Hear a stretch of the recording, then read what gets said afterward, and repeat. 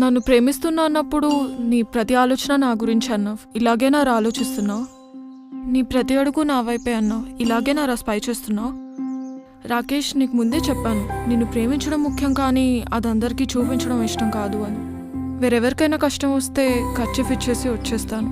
అదే నీకేమైనా అయితే కనపడకుండా కన్నీళ్లు పెట్టుకుంటాను.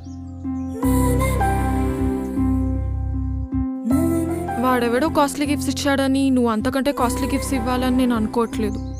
కోట్లు సంపాదించి కార్లలో తిప్పాలని నేను నిన్ను ప్రేమించలేదు.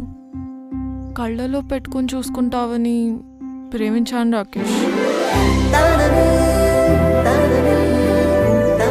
అయినా ఇద్దరు మనుషులు కలిసి ఉండాలంటే కావాల్సింది ఒకరి మీద ఒకరికి నమ్మకం రాకేష్.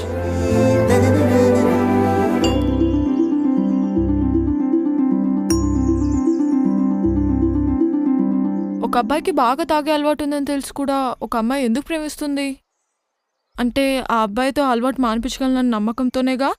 ఒక అమ్మాయి 6 మందితో క్లోజ్గా ఉన్న అబ్బాయి తనని ఇష్టపడుతున్నాడు అంటే ఆ అమ్మాయి తనదే అనుకొని తను తప్పు చేయదు అన్న నమ్మకంతోనే. ఆ నమ్మకాన్ని ఒమ్ముపాలు చేయను నేను ఎప్పుడు.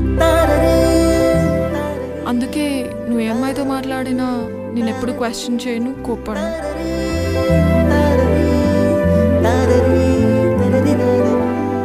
ఎందుకంటే ఒకరిని మనస్ఫూర్తిగా ఇష్టపడితే ఆ ఇష్టం జీవితాంతం ఉంటుంది.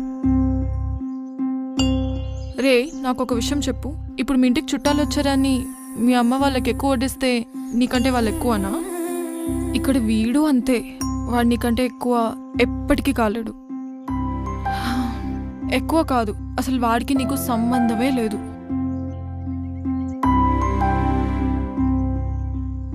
చూడ్రా, నువ్వు అడిగావని అలగను, ఆరాధిస్తున్నావని అరవను, ఆలోచిస్తాను.